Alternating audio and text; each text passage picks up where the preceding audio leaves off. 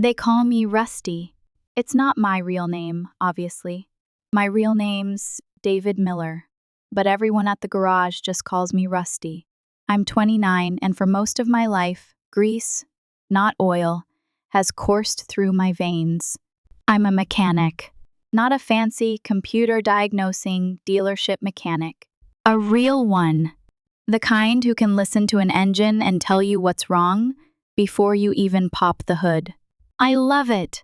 The smell of gasoline, the feel of a wrench in my hand, the satisfaction of bringing something broken back to life. My shop, Miller's Garage, is the real deal. Run by my old man, a real man. He knows more about cars than most of the people who make 'em. It's a tight-knit place, full of gruff, honest guys who know their stuff. Decent pay, good company, and I get to work on what I love. Hell, for years now, I've been working on my grandpa's '67 Mustang. Cherry red, beast of a car. Restoring her has been a labor of love and a promise kept. Gramps taught me everything, from when I was a scrawny kid barely tall enough to see over the engine bay. Said if I was a mechanic, I would become a man. He left me the Mustang when he died. I promised to restore her fully. 4 years ago, life was simple.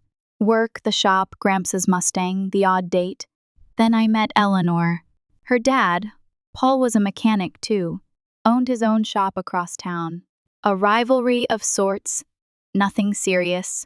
I was at the local parts shop, and he overheard me complaining about a tricky transmission, and he'd always come to us for a second opinion. One day, he asked me to take a look at his daughter's car. Said the AC was acting up, classic dad move, right? Turns out, Paul was playing matchmaker. Eleanor showed up a few hours later. Tall, with bright eyes and a smile that could melt asphalt. She was a marketing gal, working downtown. Fancy office job, seemingly a world away from grease and grime. But we clicked. I remember her asking real questions about my work, the cars I was fixing, even the damn transmission I'd been struggling with. I talked to her for hours. It was easy. She charmed my family instantly. My mom practically adopted her after our first Sunday dinner. 2 years later, we moved into a small apartment downtown. Cozy, not fancy, but it was ours. Weekends became sacred. Eleanor would come to the garage, put on her overalls, and help me with the Mustang. Sanding parts, handing me tools, learning the names of everything. We had this whole plan. The Mustang would be our wedding car. Ribbons, flowers, the whole 9 yards. I pictured us roaring down Main Street, heading toward our future. Life felt good. We had our routines. She'd cook dinner some nights, I'd cook others. Movie nights, hanging out with friends, family dinners. The usual couple stuff. Sure, we had our petty arguments. I'd leave my work boots by the door, she'd leave wet towels on the bed. Normal stuff. But we always talked it out. Never went to bed angry. That was our rule. I knew deep down that she was the one. So I saved up, found a ring. Nothing extravagant, but beautiful. Perfect for her. I proposed at my parents' place during Sunday dinner. Both our families were there. Eleanor cried. Happy tears. My mom cried. Her mom cried. Even my dad got a little misty-eyed. We started planning the wedding almost immediately. Small ceremony at a local church. Reception at the community center where Eleanor volunteered. She was all about keeping things simple. Said she'd rather put money toward our future than spend it all on one day. I agreed. It felt perfect. Then, 3 months ago, the gears started to grind. 3 months ago, Eleanor got a promotion. A big one.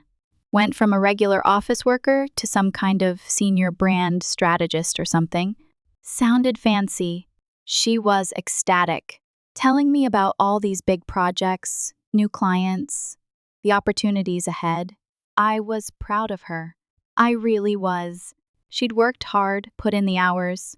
But looking back, that's when everything started to unravel. It was subtle at first, like a hairline crack in a windshield. You barely notice it, but you know it's there. Then it spreads. The first thing I noticed was the clothes. Suddenly, my Eleanor, the girl who was perfectly happy in jeans and a t-shirt, was spending hours getting ready in the morning. New makeup, new hairstyles, and these expensive clothes. Designer blouses, tailored pants, the works. I saw the credit card bill once when I was paying the rent online. Some of those shirts cost more than what I made in 2 days at the shop. I didn't say anything, not at first. Figured she was just feeling good about the promotion. Wanted to look the part. Then came the perfume. It was this strong floral scent, something she'd never worn before. It filled the whole apartment when she left for work. I found myself holding my breath every morning, trying not to cough. It smelled like money, or what I imagined money smelled like. Next, the late nights. Emergency meetings, she called them. Her supervisor, some guy named Mark, was always scheduling these last-minute, after-hours sessions. I mean, how many emergencies can a marketing company really have? They weren't saving lives or fixing broken-down cars on the highway at 2 a.m. Eleanor would come home at 9, sometimes 10 p.m., talking about how they lost track of time working on projects. She looked tired but different, like she was buzzing on something. I started paying closer attention. She'd always put her phone face down when she was around me. I'd hear it buzzing, see the screen light up with notifications, but she'd never pick it up right away. She'd step out onto our apartment balcony to take calls, even when it was freezing outside. I knew she was doing it so I wouldn't overhear anything. One night, I got up to use the bathroom. It was late, maybe 1 a.m. I saw her on the balcony, texting someone. She noticed me and quickly turned off her phone, pretended to be asleep when I came back to bed. I laid there, wide-eyed, heart hammering against my ribs. The air hung heavy. I was getting bad vibes from her. The worst part was how she started acting around my friends and family. These are good people, salt-of-the-earth types who'd give you the shirt off their backs. My best friend Ray's wife had a baby, and they invited us over for dinner. Eleanor spent the whole time checking her phone under the table, then made us leave early because she had a headache. I saw her posting on Instagram an hour later, at some fancy wine bar with her work friends. Then there was my sister, Amy. Sarah used to love Amy. They were like best friends. Amy even asked her to be her maid of honor. When Amy needed help moving, Eleanor was too busy to help. Said she had this big presentation to prepare. So I went alone. And guess what? One of Amy's new neighbors worked at Eleanor's company. Said there weren't any big presentations that week. The lies were piling up. The changes at home were just as bad. We used to cook dinner together almost every night. Nothing fancy, just simple meals. But it was our thing. She'd chop vegetables while I handled the meat, and we'd talk about our day. Now, she was always grabbing dinner with the team or networking over apps, whatever that meant. When she was home, she'd just order expensive takeout and eat while staring at her phone. No conversation, no connection. Remember the Mustang I was restoring, my grandpa's car? Eleanor stopped coming to the garage completely. It used to be our Saturday thing. We'd work on the car together, grab lunch from this little Mexican place around the corner, make a whole day of it. Maria, the owner, still asks about her sometimes. Now, Eleanor says the garage is too dirty and she can't risk ruining her work clothes. Like she couldn't change clothes or something. I felt a distance growing between us, like a canyon opening up that neither of us could cross. One Saturday, I was at work, picking up extra shifts, trying to save more money. Eleanor said she was going shopping with her work friends. Then my cousin Tim texted me a picture. He'd seen Eleanor and Mark, her supervisor, at this fancy restaurant across town. Definitely not shopping. They were sitting real close, laughing about something. Tim asked if I knew she was there. I played it cool, said it must be a work lunch. Tim wasn't stupid, though. He just sent back bro, and I knew what he was thinking. I started watching her even more closely after that. Noticed how her work events were always on days when I had late shifts. How she'd get nervous if I said I might stop by her office to bring her lunch. One time, I actually tried to surprise her with lunch. Got her a nice sandwich from the deli she used to love. Her secretary said she was in a meeting, but I saw her car wasn't even in the parking lot. The signs were all there. The password on her phone, the weird work hours, the new clothes, the constant texting, the way she'd jump every time her phone buzzed, how she stopped wanting to hang out with my family, started making comments about my job, my clothes, my friends, acting like the life we built together suddenly wasn't good enough for her. I knew something was going on. I could feel it in my gut, but I kept telling myself I was being paranoid, that she was just stressed about the new job, that things would go back to normal eventually. I was wrong. The final straw came one weekend. We were supposed to go look at wedding flowers. Eleanor canceled last minute. Emergency strategy meeting, she said. Again. I called her work to leave a message about dinner plans. Guess what? Mark's secretary said they were both out of the office that day. No meeting. Looking back, I see it all so clearly. I knew there was something going on with her, but I gave it time. I was a fool. But you know what's funny? Through all this, I kept working on that Mustang. Every free moment I had. I was at the garage, fixing it up, pouring my heart and soul into it. My grandpa used to say, "Son, when life gets messy, focus on what you can fix with your hands." So that's what I did. Kept my head down, worked on the car, and waited for Eleanor to show her true colors. And boy, did she ever. It went down on a Tuesday, a completely normal Tuesday. I had just finished a 10-hour shift at the garage. All I wanted was a shower, some food, and maybe to watch some YouTube videos about classic car restoration. Eleanor was already home when I got there, which was weird. Lately, she'd been working late most nights. She'd ordered some fancy sushi from that expensive place downtown. Another red flag. She only gets that stuff when she's trying to soften me up for something. Like the last time, when she accidentally scratched my truck backing out of the driveway. We were sitting on the couch, and she was barely touching her food, just pushing it around with her chopsticks. She was wearing one of those new, expensive outfits, full makeup and everything, even though she'd supposedly been home for hours. I knew what was coming. I'd been waiting for it, actually. Had a whole plan worked out in my head for when she finally got the nerve to say it. So I just sat there, eating my sushi and waiting for her to work up the courage.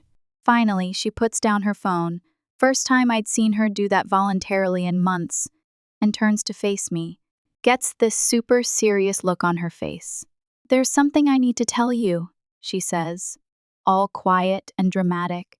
Now, normally this would be where a guy starts freaking out, right? But like I said, I'd been expecting this. So I just look at her and go, "What's up?" Real casual, like I'm totally clueless about what's coming.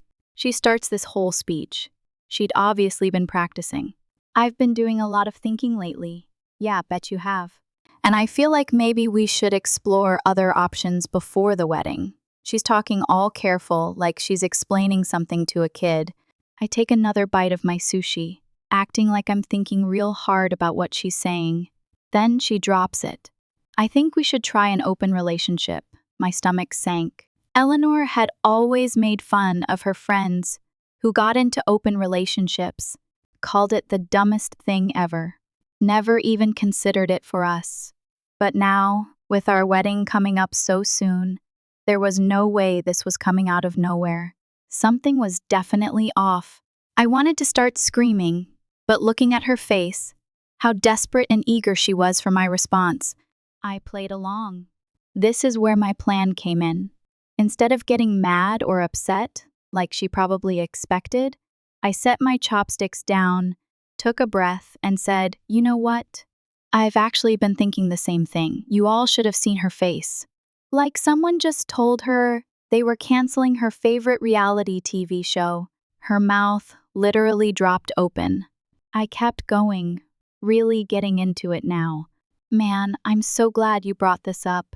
I've been wondering how to talk to you about it. This is perfect timing." I'm grinning like I just won the lottery or something. She starts stuttering, clearly not expecting this reaction. You have?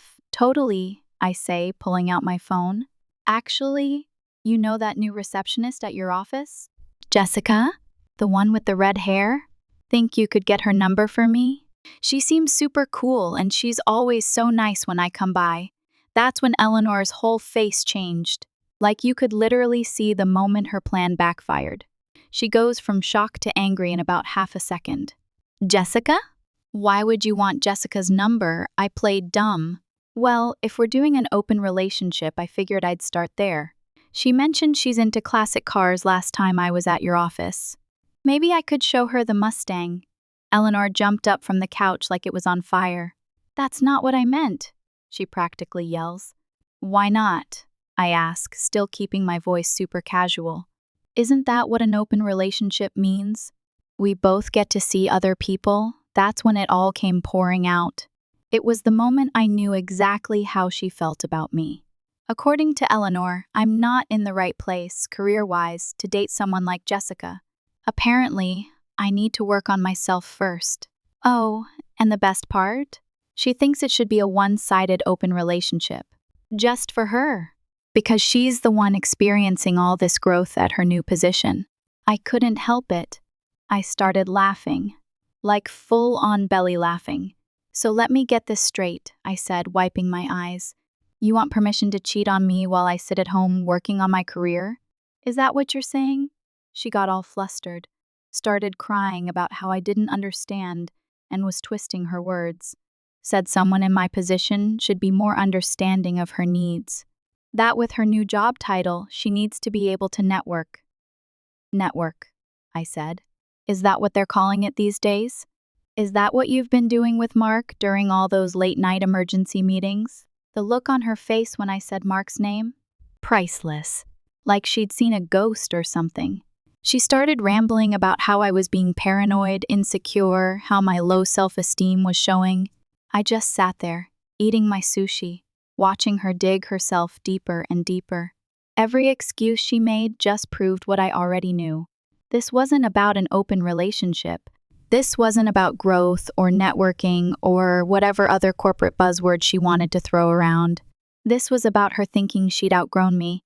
That somehow, her fancy new title made her better than the guy who fixes cars for a living.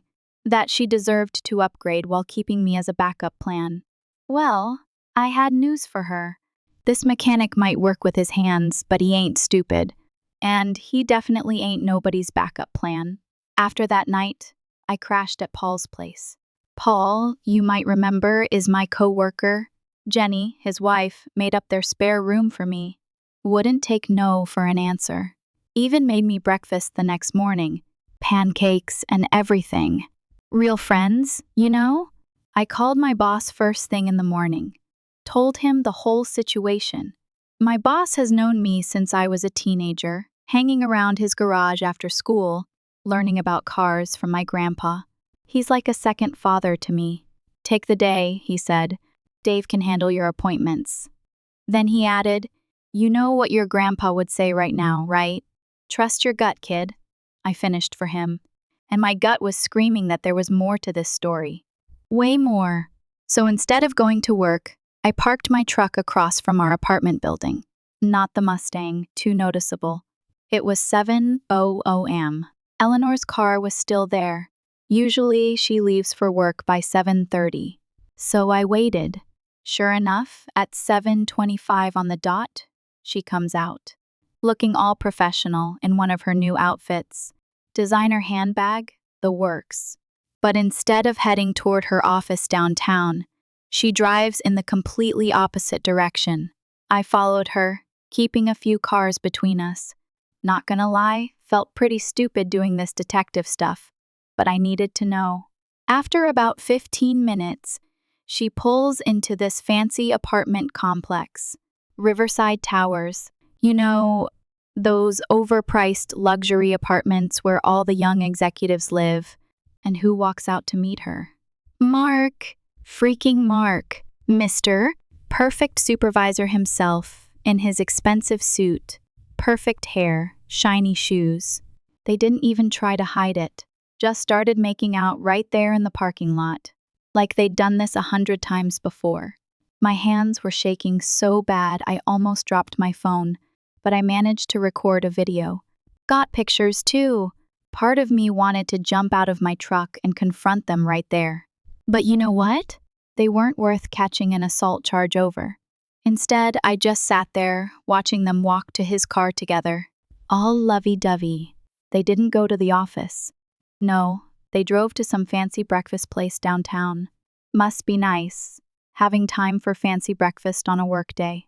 Meanwhile, the guys at the shop were already 2 hours into their shifts. I went back to Paul's place after that. Jenny took one look at my face and knew something was wrong. I showed them the video. Paul started cursing up a storm, but Jenny, she got real quiet, then said something that hit hard. You know, this isn't about you being a mechanic, right? This is about her being a cheater. She'd have done this no matter what job you had. She was right. This wasn't about social class or career paths or any of that stuff. This was about Eleanor being selfish and thinking she could have it all. The faithful fiancé at home and the affair with her boss. She knew what she was doing. This wasn't a mistake. This wasn't some fleeting curiosity. She had already made up her mind, probably long before she even brought it up to me. And that hurt more than anything.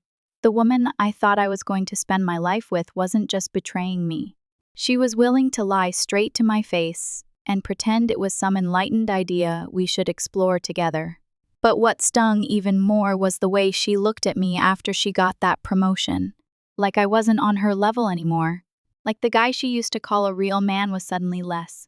I used to be her rock, the one she admired, the one she'd brag about. He can fix anything, she used to say. He's solid, dependable, a real man. But now I was just the guy she came home to after spending her days in some shiny office with people she suddenly thought were better. She didn't respect me anymore. And honestly, that was worse than her cheating. So I spent the rest of the morning making calls. First, to the venue. Lucky they had a cancellation policy. Lost my deposit, but whatever. Then the caterers, the DJ, all those other wedding things you never think about until you have to cancel them. The woman at the flower shop actually cried when I told her what happened, said her husband had done something similar years ago, gave me a full refund, and told me to use the money to buy myself something nice. People can be really kind sometimes, you know? Then I did something I probably should have done weeks ago. I drove to Eleanor's parents' house. Her dad's a mechanic, too, owns his own small shop across town. That's actually how Eleanor and I met. He brought a car to the garage for a second opinion, saw me working, and thought I'd be good for his daughter. Her mom answered the door, looking surprised to see me. "Honey, shouldn't you be at work?" she asked. Then she saw my face. "What's wrong?" I took out my phone, showed them the video. Her dad came to see what was going on. And man, I've never seen someone's face turn that red that fast. He started pacing, running his hands through his hair, just like Eleanor used to do when she was upset. "How long?" her mom asked quietly. "Don't know for sure," I said. "But my guess is, since the promotion." Her dad stopped pacing. "The promotion she got right after Mark became her supervisor?" I nodded. Everything was clicking into place now. Her mom started crying. "We raised her better than this," she kept saying. Her dad just looked disappointed, like he'd failed somehow. "Not your fault," I told them. "You did raise her better. She just chose differently." I showed them the credit card statements too. All the restaurant charges, the hotel charges. Showed them screenshots of her work event, Instagram posts from nights I knew she was with Mark. "She asked for an open relationship last night," I said finally. "But only for her. Said I wasn't sophisticated enough to date other people." Her dad slammed his hand on the table. "Sophisticated? Is that what they call cheating these days?" We talked for a while longer. They kept apologizing, but I told them they had nothing to be sorry for. They weren't the ones cheating on me. Before I left, her dad hugged me. "You're still welcome here anytime," he said. "You're the son I never had." I drove back to Paul's place after that, feeling weirdly peaceful. Yeah, my wedding was canceled. Yeah, my fiancé was cheating on me with her boss. Yeah, I'd lost the deposit on pretty much everything. But you know what? For the first time in months, I didn't feel like I wasn't good enough. Didn't feel like I had to apologize for my job or my friends or who I was. I texted my boss, coming in tomorrow. Got a Mustang that needs finishing. His response, "That's my boy. Your grandpa would be proud." And you know what? I think he would be. Not because I caught Eleanor cheating, but because I refuse to let anyone make me feel ashamed of who I am and what I do for a living. I will continue the story in sections as you like and as the story continues. The next day, Eleanor's mom called me around noon. Said Eleanor had been blowing up their phones all morning, crying about how I was being unreasonable and needed to think things through. Guess she didn't know I'd already shown them the evidence. Her mom asked if I'd come over again, said Eleanor was coming for dinner, and it was time to end this mess. I didn't really want to, but her dad got on the phone. "Son, you deserve to say your piece," he said, "and she needs to face what she did." So there I was, sitting in their kitchen at 6:00 p.m., helping her mom make dinner, like I'd done 100 times before. It almost felt normal, except for the tension in the air. Her dad was in his garage. Yeah, they got one too, probably trying to keep his cool. Then we heard Eleanor's car pull up. Her mom squeezed my hand and whispered, "Stay strong." Eleanor walked in like she owned the place, still in her fancy work clothes. Then she saw me at the kitchen counter and her face went white. Like ghost white? "What's he doing here?" she demanded, looking at her mom. Before anyone could answer, her dad came in from the garage, wiping his hands on a rag, just like I do at work. "Sit down," he said, in that voice parents use when you're in serious trouble. Eleanor sat. Guess some habits don't change, even when you're a fancy marketing executive. Now, her dad continued, "You've been calling us all day about how unreasonable your fiancé's being, so here he is. Talk." Eleanor started her whole speech again. About growing apart, about needing space to explore, about how I was being controlling and unsupportive of her career growth. Her mom just kept cooking, but I saw her shaking her head. When Eleanor finished, her dad looked at me. "Show her." I pulled out my phone, pulled up the video from that morning, placed it on the table, and hit play. Eleanor's face went from confused to horrified as she watched herself kissing Mark in that parking lot. That's not," she stuttered. "Not what?" I asked. "Not what it looks like?" "Because it looks like you're making out with your boss at 7:30 in the morning when you're supposed to be at work. It looks like you're leaving his fancy apartment building. It looks like you've been lying to everyone." Her mom finally turned around. "How long, Eleanor? How long has this been going on?" Eleanor started crying. "It's not what you think." She tried again. I pulled out the credit card statements next. "These charges from the Grand Hotel. Is that not what we think either? The dinners for two at places I've never been? All those emergency meetings that somehow always happened when I was working late?" Her dad hadn't moved from his spot by the garage door. "We raised you better than this," he said quietly. That seemed to hit her harder than anything else. "You don't understand," she said between sobs. "Mark, he sees my potential. He knows what I can become. We're the same. We have the same goals." "Goals?" her dad interrupted. "Like cheating on your fiancé? Like lying to your family? Those the kind of goals you're talking about?" I just sat there, watching her try to explain herself, watching her parents see who their daughter had really become. It was sad, honestly. "You know what the worst part is?" I finally said. "You could have just told me. If you didn't want to marry me anymore, if you'd fallen for someone else, you could have just said so. Instead, you made me feel like I wasn't good enough because I work with my hands, like I should be ashamed of being a mechanic." Her mom came and stood behind my chair, hands on my shoulders, like she was protecting me. "Your father's a mechanic," she said to Eleanor. "Was he not good enough either?" That hit home. Eleanor looked at her dad, still in his work clothes, still holding that shop rag, He'd put 2 kids through college with that not good enough job. Daddy, I didn't mean, save it.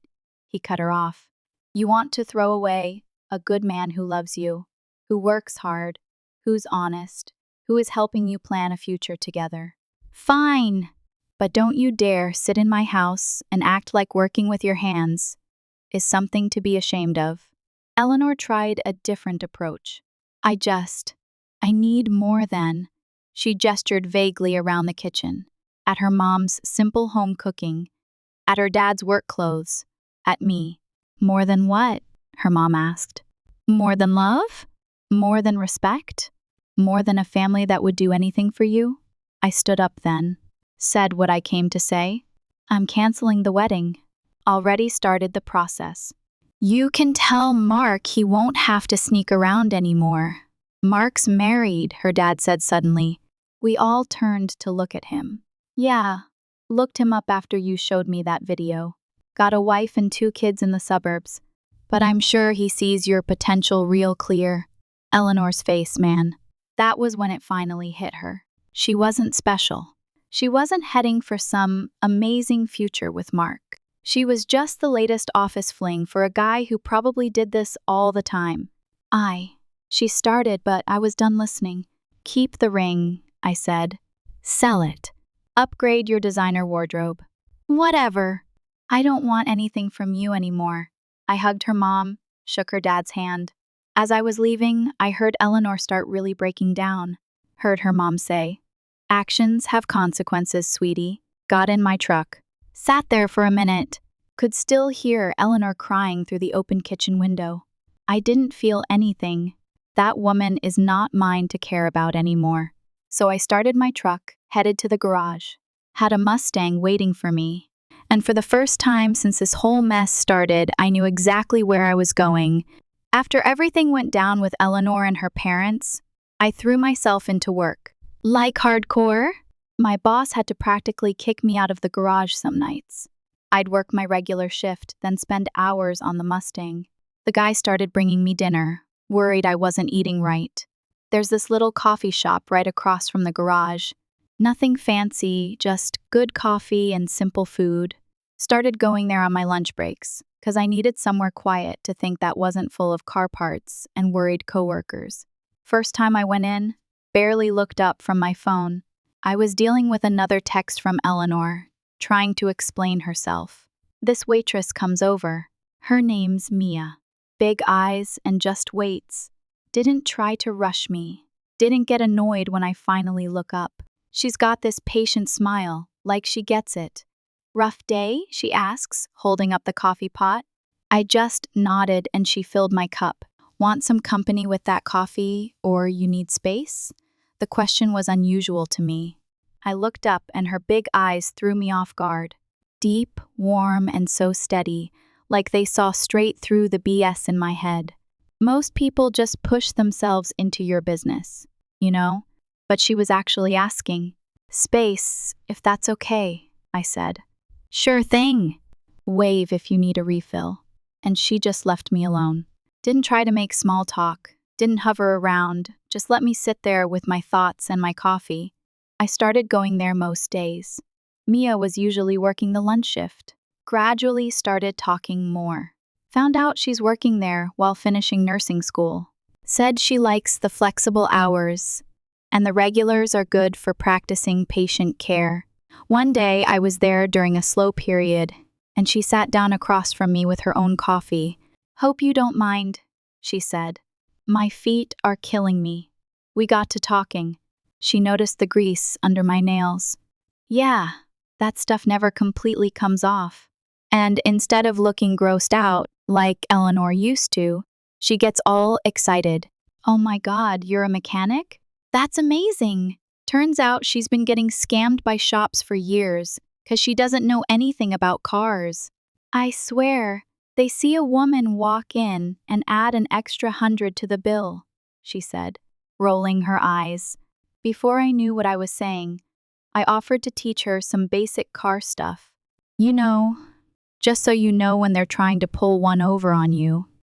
She lit up like I'd offered her $1 million. Really? You'd do that? We set up a time for that weekend. I brought my tools to her apartment complex's parking lot, showed her how to check her oil, change a tire, what all the warning lights mean. She took notes in this little notebook, asked smart questions. What really got me was how she treated it like valuable knowledge, not some dirty job beneath her. She actually wanted to learn, even crawled under the car with me to see where the oil drain plug was. Didn't care about getting her clothes dirty. After that, she started coming by the garage sometimes. Not in an annoying way, just dropping off coffee for everyone, saying hi. The guys loved her. Dave, who's like the grumpiest dude ever, actually smiles when she comes around. One day she came in looking worried. Her car was making this weird noise. Without even thinking about it, I grabbed my tools and followed her out to take a look. Fixed it right there in the coffee shop parking lot. Just a loose belt. She tried to pay me, but I waved it off. Next day, she brings me this lunch she made herself. Nothing fancy, just a sandwich and some chips. But it was nice, you know? No complaints about grease stains or dirty hands, or how I could do better than being a mechanic. We started hanging out more. She'd study at the garage while I worked on the Mustang, started telling me about her classes, her plans for after graduation. I'd tell her about the cars I was working on, my ideas for the garage's future. The weird thing was, she actually listened. Like really listened. Asked follow-up questions, remembered details from previous conversations, and she never once made me feel like my job wasn't important or like I should be doing something else with my life. One Saturday, I was showing her more about the Mustang. She sat in the driver's seat, running her hands over the steering wheel that my grandpa had gripped thousands of times. "Tell me about him," she said quietly. "Your grandpa."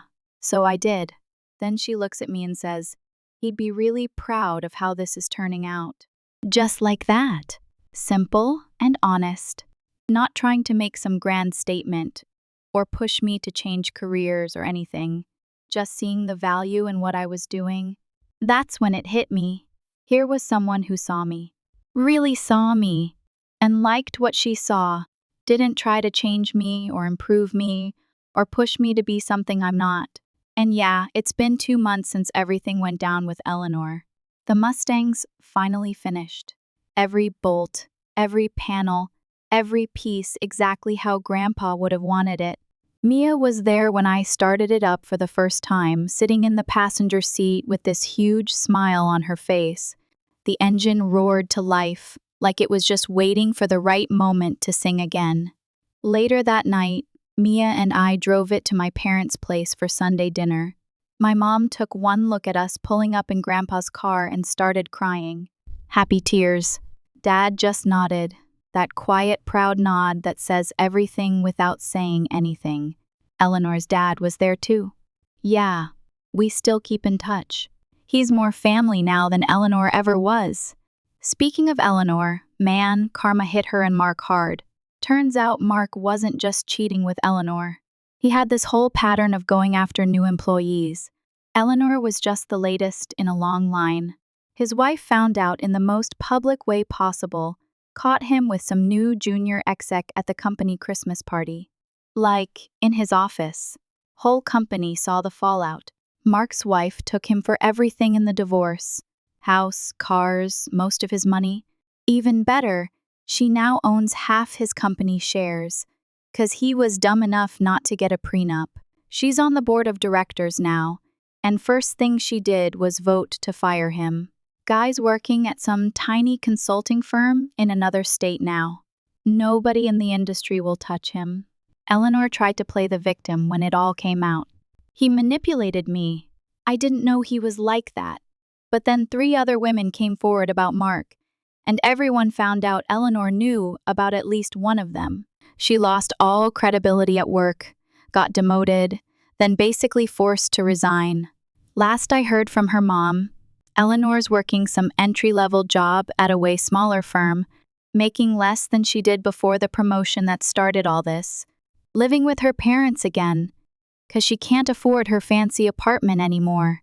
All those designer clothes she bought, selling them on some online marketplace to make rent.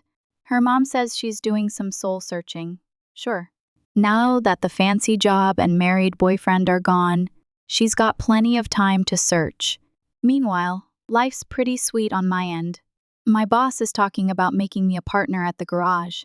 Says he's getting too old to handle everything himself, and I'm the only one he trusts to carry on his legacy. Business is booming. Turns out lots of people prefer honest mechanics who don't try to scam them. So yeah, here's where I'm at right now. Sometimes the best karma isn't about bad things happening to people who hurt you. It's about good things happening to you because you stayed true to yourself. Because you know that worth it. You are enough. It's been a few months since my last post, and a lot has happened. I wanted to give you all a proper update, a real ending to this crazy chapter of my life. First off, let's talk about the garage. Remember how my boss was talking about making me a partner? Well, it's official. As of last week, I'm officially a co-owner of Miller's Garage. We had a little party, the guys all chipped in, and my boss even gave me Grandpa's old toolbox as a welcome to the partnership gift. It felt right, like I was exactly where I was supposed to be. Business is still booming, by the way. Word of mouth has spread, and we've got a steady stream of customers who appreciate our honesty and expertise. I even hired a new mechanic, a young guy just out of trade school. Seems eager to learn. Reminds me a bit of myself when I was starting out. The Mustang? Well, she's a beauty. I take her out for a spin every chance I get. Feels good to cruise down the open road. Wind in my hair. Engine roaring. Grandpa would have loved it. We were taking the Mustang to car shows all over the state. Getting awards every time. And now, for the most important update, Mia. She's amazing. We've been together for about 6 months now, and I'm falling more in love with her every day. She's supportive, kind, funny, and smart, and she still lets me teach her about cars, even though she's probably knows more than half the guys at the shop by now. She graduated from nursing school last month, passed her exams with flying colors. She landed her dream job at the local hospital, working in the emergency room. Says she loves the fast pace and the opportunity to help people. A few weeks ago, we were driving back from a car show. Sunset in the distance. We had just won an award with the Mustang. Everything was perfect. And then Mia turned to me and said, "Hey, do you want to take a trip, just you and me?" We talked about it for hours, and we settled on a trip to California. The road trip? It was incredible. Drove down the Pacific Coast Highway in the Mustang, top down, wind in our faces. Stayed in little beach towns, ate fresh seafood, explored redwood forests. It was exactly what we needed. We still talk about our crazy trip together. One night, we were sitting on the beach, watching the waves crash against the shore. It was quiet, peaceful. I turned to Mia, took her hand, and said, "I love you." She smiled, squeezed my hand, and said, "I love you too." And in that moment, I knew that I had found something real. Something lasting. Something that was worth fighting for. Eleanor? I haven't heard from her in months, and honestly, I don't miss her. I'm sure she's doing her own thing, and I wish her well. But my focus is on my future, on my work, on my friends, and on the woman who makes me happier than I ever thought possible. So, that's my story. A story of heartbreak, betrayal, and ultimately, redemption. A story of finding love and happiness where I least expected it. If there's one thing I've learned from all of this, it's that you can't let anyone make you feel ashamed of who you are or what you do. Be proud of your work, be proud of your friends, be proud of your family, and be proud of yourself. And never, ever settle for someone who doesn't appreciate you for exactly who you are. The best karma is to move on and be happy. Thanks again for listening. Your reading. It really has helped me.